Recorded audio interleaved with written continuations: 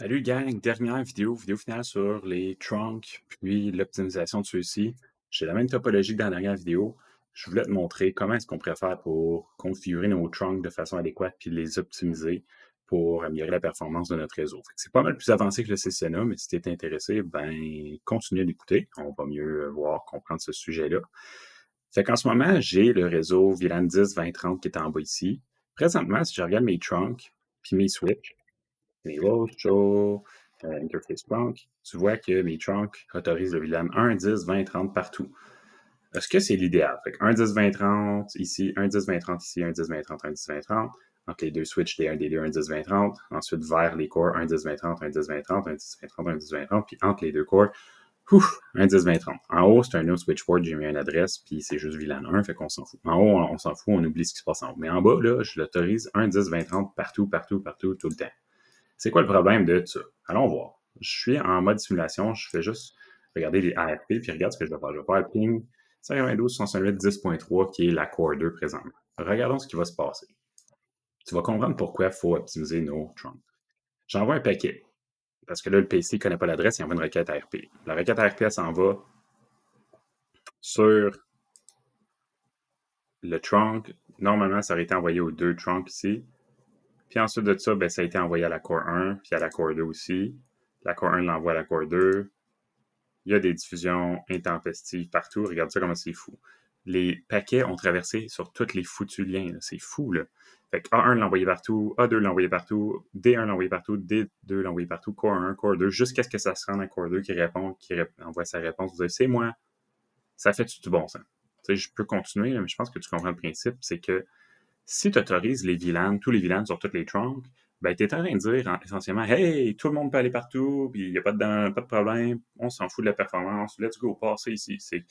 Imagine si on préfère des autoroutes, des trunks, là, puis qu'on autorise juste certains types de véhicules, un peu comme des voies rapides, ce serait pas mal plus intelligent. C'est ça le but. C'est comme ça qu'on devrait configurer ça. Fait qu'on va faire l'exercice de configurer les trunks de la bonne façon, puis les VLAN, puis on va aller voir qu'est-ce que ça change. Fait que là, tu as vu que tout le monde a reçu la diffusion, tout ça. C'est quoi la règle quand on fait des trunks? Puis premièrement, c'est quoi la règle quand on configure des VLAN? Parce que je regarde, il y en a qui penseraient peut-être la switch en haut ici, est-ce qu'elle a besoin du VLAN 10, 20, 30? Pense-y 2 minutes. Non, on n'a pas besoin. Pourquoi? Ben regarde. Ici, c'est un no switch port, puis même si ça ne serait pas un no switch port, je veux dire, le routage se fait au niveau de la core 1 et 2. Là, les switches envoient des diffusions, les PC envoient des diffusions, blablabla, trunk, blablabla, ça monte jusqu'à Core 1 ou Core 2 à cause du routage virtuel puis du HSRP. Eux, ils font le routage, puis boum, ils envoient ça à serveur DHCP ou le routeur DHCP qui est en haut. Mais essentiellement, la switch demi verra jamais l'étiquette VLAN 10 à 30 de sa vie. Pourquoi? PC VLAN 10 s'en va dans switch A1, étiquette VLAN 10, ça va monter jusqu'à la switch D1 ou D2, étiqueté encore VLAN 10 parce que c'est un trunk. Après ça, ça va monter à la Core 1 ou Core 2 étiqueté VLAN 10 parce que c'est un trunk. Puis là, la Core 1 ou Core 2 va regarder son interface VLAN 10, faire la décision de routage, va regarder sa table de routage, dire, ah, tu veux parler à Domi, il est dans le réseau 192, 168, 50. Parfait, j'enlève l'étiquette de VLAN, puis je l'envoie sur le port G103 en haut.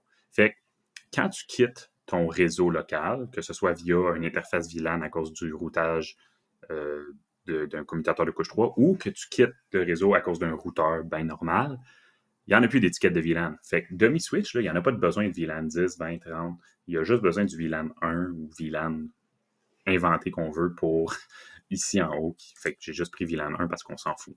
Il y avait juste un appareil, un réseau. C'était pas vraiment sorcier. Mais là, faisons le même exercice en bas. A1, là, quel VLAN il y a vraiment besoin? Pense-y, là. A1, le seul trafic qu'il y a, c'est des appareils du VLAN 10. Il y a juste un appareil dans le VLAN 10. Y a-tu besoin de connaître le VLAN 20 et 30? Vraiment, là. Non. Il y a juste le VLAN 10. Il y a juste des appareils dans le VLAN 10. Par contre, A2, lui, quel VLAN il a besoin de connaître? Ben, il y a un appareil dans le VLAN 20, un appareil dans le VLAN 30, ou des appareils dans le VLAN 20 et 30. Fait qu'il a besoin de connaître VLAN 20 et 30. Fait que là, si je regarde les trunks, ben, du point de vue de A1, son trunk vers la switch D1 et D2 devrait seulement autoriser le VLAN 10, puis il devrait seulement connaître le VLAN 10. OK? On pourrait dire non, pas juste le VLAN 10. On pourrait dire qu'il faut qu'ils connaissent le VLAN 20 et 30 si jamais on veut être résilient dans une situation de panne comme de ce genre-ci. Exemple, le câble entre D1 et D2 il est cassé. Le câble entre disons que le câble, il faut absolument que la switch A2, ben même pas, je vois même pas de scénario, regarde. PC VLAN 20 passe à A2. A2 monte à D1. OK, j'envoie un scénario. OK, il est vraiment farfelu. Disons que le seul chemin que peut emprunter le paquet, le PC VLAN 20, parce qu'il y a plein de câbles brisés, mais les switches marchent encore, c'est de quoi de vraiment weird. Là. Les chances que ça arrive sont 1 sur 1 million. Là.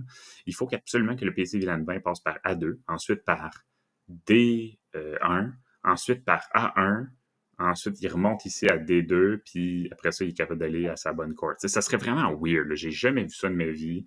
Puis si tu as un réseau là, comme qu'il faut que tu fasses décoller des fusées, puis que c'est la fin du monde, puis que l'argent, money is no object, comme on dit en anglais, là, ben là, fine, crée les VLAN partout, puis autorise-les sur toutes les trunks pour les résiliences vraiment farfelues comme ça. Mais sinon, dans mon scénario ici, logiquement, j'ai juste besoin d'autoriser le VLAN 10, puis il y a juste besoin de connaître le VLAN 10. Fait on va aller rectifier ça, config. Do show VLAN, on va aller voir les VLAN. Fait que lui, il connaît 10, 20, puis 30. No VLAN 20, no VLAN 30. Puis là, ben, je vais aller faire interface range F0 slash 1 à 2. Switch port trunk, allow VLAN. Je vais mettre le VLAN 1 juste parce que Packet Tracer, il n'aime pas ça quand on ne met pas le VLAN 1, mais en vraie vie, je mettrais juste 10. OK? C'est bon? Mais Packet Tracer, c'est pas la vraie vie. Packet Tracer, c'est stupide. C'est le fun, mais c'est stupide. Fait que là, ben, je vais aller faire la même affaire sur les deux autres switches adjacents pour que les trunks, il n'y ait pas de mismatch. Là. Fait qu'on fait int f0 slash 1, switch port trunk, allow VLAN 1, 10. Puis je vais faire la même affaire sur D2. On fait int f0 slash 1, switch port trunk, allow VLAN 1, 10. OK, la vie est belle. C'est fantastique. Fait que là, si je regarde do, show, int, trunk, j'ai un trunk, c'est le port F0, F01 et F02 en fait, c'est pas vrai, c'est les deux que j'ai. Puis VLAN 1 et 10 sont autorisés. OK, ça fait du sens. OK. Fait que là, ça veut juste dire que je devrais plus recevoir de diffusion puis de paquets ici venant du VLAN 20 parce que j'autorise juste le VLAN 10 sur les trunks. Puis c'est logique, on vient de le voir. Le PC VLAN 10 passe ici. Le seul trafic qui devrait se rendre à la switch A1, c'est du trafic destiné à PC VLAN 10. S'il y a une diffusion du PC VLAN 20 ou 30, ça ne devrait pas se rendre à A1. Elle n'a aucun appareil dans le VLAN 20-30. Par contre, A2, lui, a besoin de connaître les deux VLAN en question, mais il n'y a pas besoin de connaître VLAN 10. Il n'y a pas rapport. Il ne devrait jamais relayer du trafic du VLAN 10 selon la topologie qu'on a là. Différentes topologies, différents raisonnements. Mais au moins, ça donne un exemple. Okay? C'est pour ça que je dis que c'est le travail d'un architecte. C'est pas facile, mais si tu réussis à comprendre cette mécanique-là, puis de faire la disparité entre ça, si j'ajoute un câble entre 1 à 2, tout ça, ben, t'es vraiment, vraiment OK? Fait que no VLAN 10, je l'enlève, il n'y en a pas de besoin. Interface range F0 slash 1 à 2. Qu'est-ce que je vais autoriser sur les trunks de A2 vers D1 et D2? Juste le VLAN 20 et 30. C'est juste ça qu'il y a besoin de connaître. Switch for trunk, allow VLAN 20, 1, 20 et 30. En vraie vie, juste 20 et 30. 1, jamais de la vie. C'est juste que Packet Tracer, OK? Des fois, j'ai vu bien des bugs quand tu mets pas le VLAN 1, puis là, les lumières clignotent partout, puis en tout cas, c'est comme l'anarchie puis le chaos, là. Fait on va le faire demain. Do right now. On va aller configurer, OK, interface F0/2, switch port trunk, allow VLAN 1, 20, 30. Puis, do right now. Même affaire sur l'autre switch, sur D2. Int F0/2, switch port trunk, allow VLAN 1, 20, 30. Si, do right now. Fait que là, si je regarde les trunks de A2, ça fait-tu du sens? Do, show, Spanning tree, VLAN 10, mettons. Il n'y en a pas de VLAN 10, il n'existe pas. C'est fantastique, on ne recevra plus de message de VLAN 10. Mais VLAN 20, il est configuré en ce moment. F01, il est considéré comme bloqué. OK? F02, il est root. Fait que la switch A2 priorise le lien vers A2, vers D2, excuse-moi. Parfait. Ça fait du sens, ça se peut très bien.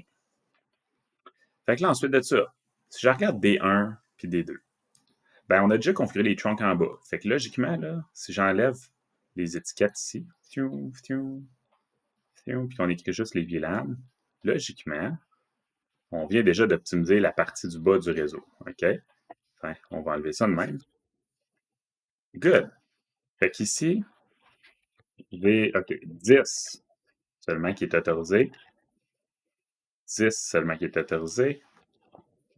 Ici, on autorise 20 et 30. Et ici, 20 et 30. Hop. Ça fait du sens. Parce que c'est ça les réseaux qu'on a d'utiliser à ces endroits-là. Entre D1 et D2, logiquement, qu'est-ce que je devrais autoriser? Ben là, je devrais autoriser les 3 VLAN parce que si PC VLAN 10 doit passer par D2 ou qu'il y a une panne, le câble de D1 à Core 2 il est cassé, puis il faudrait qu'on passe par D2, je pourrais l'autoriser. Fait qu'ici, je pense que c'est raisonnable de dire on va autoriser les 3 VLAN, 10, 20 et 30, puis 1 parce que c'est Packet Tracer. Fait que do show interface trunk. Si on regarde, ça c'est 1, 2, 3, 1, 10, 20, 30, ça fait du sens. En ce moment, 3, 4 et 5, donc les ports 3, 4 et 5 ici, on autorise 1, 10, 20, 30, donc 10, 20 et 30, ça fait du sens. Pourquoi? PC VLAN 20 passe par A2, passe par D1, il peut prendre soit le câble vers la Core 1, vers la Core 2, ou entre D1 et D2. Même chose pour les autres VLAN. Fait que ça fait du sens qu'à partir de D1, on autorise tous les VLAN parce que c'est là qu'on fait la distribution, right? Puis on veut une résilience. Fait techniquement, tout devrait être bien configuré pour le moment. On peut aller vérifier sur D2 si c'est la même chose. Do show interface trunk. Fait que F01 qui est vers la switch A1, on autorise 10. Vers le port 2 qui est vers A2, on autorise 20 et 30, c'est bon. Puis 3, 4, 5, on autorise 10, 20, 30. Fait que si on regarde, OK, puis qu'on enlève ici nos étiquettes, logiquement, ce qu'on est en train de dire, bing, bing, bing, on va rajouter 10, 20, 30. Fait que ça, c'est ce qu'on a ici. Ça, c'est ce qu'on a ici. Ça, c'est ce qu'on a ici. Ça, c'est ce qu'on a ici. Et ça, c'est ce qu'on a ici. Ça fait-tu du sens? Ben oui. Regarde, le PC VLAN 10, c'est quoi le chemin qu'il peut prendre? Soit passer par D1, soit passer par D2. Après ça, il peut monter vers Core 1, Core 2, soit à partir de D1 ou D2, selon qui gagne, qui est le bridge, puis tout ça. Puis même chose pour les autres VLAN. Fait que ça fait du sens. Ça serait la meilleure configuration qu'on pourrait faire, disons, la plus optimisée au niveau du spanning tree. Puis tout ça va aller en concert avec les priorités, le root bridge, puis ainsi de suite. Fait qu'en faisant ça, si on regarde maintenant puis qu'on fait une autre simulation, on va la faire à partir de PC VLAN 10, encore une fois.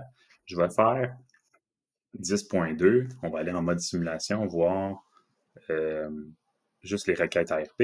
Si je fais mon ping, regardons ce qui se passe du point de vue de la topologie. Le PC VLAN 10 envoie sa diffusion à A1. C'est une requête ARP. A1 va l'envoyer où? Logiquement, elle devrait l'envoyer à D1 et D2, mais pour X raison, elle ne l'a pas envoyé aux deux. Fait qu'elle envoie à... Ah, peut-être pas, excuse. Sûrement que le port de A1 à D1, il est en mode do show spanning tree, D1 10. Hein? Eh oui, et regarde, fait que F01 est en mode alternatif, il est bloqué pour éviter une boucle. Ok, j'étais pas fou, il me semblait tout que c'était bizarre. Fait qu'il l'envoie juste à D2, parce que l'autre part, il est bloqué ici. On le voit pas dans la topologique, mais on le voit en faisant show spanning tree. D2 l'envoie où? À toutes les ports qui sont en mode dans le bon mode pour en mode désigné, mon Dieu Seigneur, ou root. Fait qu'il l'envoie à D1. D1 va dire non, c'est pas pour moi. Puis Core 1 va le recevoir. Core 2 ne l'a pas reçu parce que le câble ici était désactivé. Core 1 le diffuse partout. Mais là, tu vois, on ne l'a pas envoyé à A2. A2 n'a jamais reçu de message. Fait qu'on a éliminé quand même une partie des diffusions. Là. A2 ne reçoit pas ce qui a rapport au VLAN 10. Juste D1, D2, Core 1, Core 2. C'est déjà pas mal mieux. Si on fait le même test avec VLAN 20, PC VLAN 20 fait un ping. Fait donc ping 192.168.20.3. OK? Si je fais ça, on s'en va en simulation. On regarde ce qui se passe. Même principe. Le ping monte à A2. A2 va l'envoyer où? À ses trunks. Son trunk, le seul trunk qui n'est pas en mode alternatif, fait que celui vers D2. D2 l'envoie à tous les ports qui sont en mode désigné ou root. D1 va juste le bloquer parce que son côté du câble il est alternate. Core 2 va le redistribuer à tout le monde. That's it. Fait que A1 n'a pas reçu du trafic qui n'était pas pertinent pour elle. Fait qu'on a coupé de beaucoup la performance ou l'impact de performance des diffusions. A1 reçoit juste ce qui a rapport au VLAN 10, A2 reçoit juste ce qui a rapport à VLAN 20 30. La vie est belle. Fait que autorise juste les VLAN pertinents sur tes trunks, pour pas recevoir des diffusions sur un appareil qui ne sont pas nécessaires. OK? Fait que ça ressemble à ça, la configuration optimisée des trunks, omis le VLAN 1 qu'on n'aurait jamais dû permettre ici, mais ça serait la façon la plus idéale de configurer ça. Fait que j'espère que ça t'a donné un coup de pouce. C'était pas une topologie très complexe, mais naturellement, ça donne un aperçu.